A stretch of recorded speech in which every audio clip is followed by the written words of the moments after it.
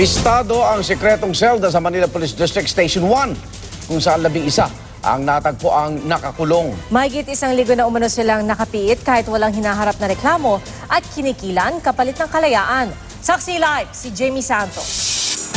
Jamie?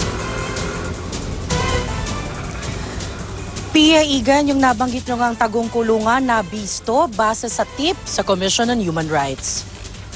Bakit kayo natatakot? 3 huli lang na takot pang magsalita ang una naming dinatnan sa loob ng opisinang Drug Enforcement Unit ng MPD Station 1. Pumatok kayo dyan. Pero pagsigaw ng mga tauhan ng CHR kung may iba pang tao, may pasigaw na sumagot sa likod ng isang malaking tukador. Dali lang. CHR po kami, wag kayong matakot. Kaya hinatang ito ng mga tauhan ng CHR.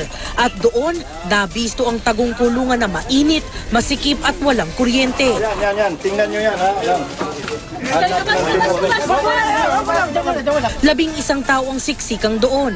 Kabilang isang babaeng pagkalabas ay napayakap kay Attorney Gilbert Boyser ng CHR, sabay pagmamakaawa ng tulong.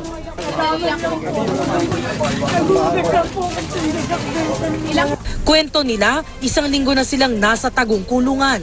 Kahit sa batas, dapat palayain ang sino mang walang reklamo sa loob ng 48 oras. Bigla na lang daw pinaghuhuli ng mga pulis para sa di-tiyak na dahilan at pinaamin sa mga kasalanang di naman daw nila ginawa. Sinuntok pa ako dito, dalawang beses, tapos pinalo ko dito. Ano ko lang. Nakatulong ba kayo para umamin? Opo. Anong pinapaan? Ilan mo kayo din sa Yung kung saan pa ako doon kumukuha ng ganun. Ay hindi po ako maganon.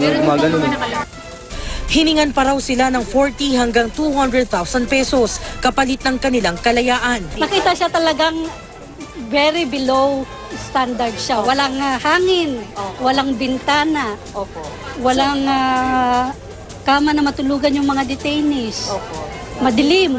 Sabi ng hepe ng istasyon, meron po yung exhaust fan, meron po yung urinals, meron po yung electric fan. Yung mga babae po nasa labas, yung mga lalaki po, nandun po yan, meron po yung divider. iginiit din niyang hindi pa sila pwedeng isama sa kulungan dahil di pa nasasalang sa inquest proceeding. Paliwanag naman sa kung bakit nga sila ikinulong kahit wala pa namang reklamo. Kanina lang pong madaling araw na hulihan sa one-time big-time operation. Kaugnay naman sa paghingi umano ng pera. Their words against our words, ma'am, aligasyon na lang po nila yan. Tumanggi ang pulisyang pasamahin sa CHR ang mga preso dahil kakukulong pa lang daw. Nang tanungin kung dokumentado ba ang pagkulong sa kanila. Pinagawa na po, ma'am, yung mga papeles.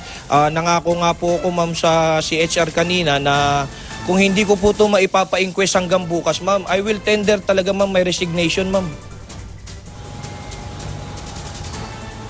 Pia Igan, kabilang pa doon sa kinakatwiran ng hepe ng MPD Station 1 ay yung iisa lamang daw yung kanilang computer at iisa lamang ang kanilang investigador kaya mayroong pagbagal. At live mula rito sa Maynila, ako si Jamie Santos, ang inyong saksi.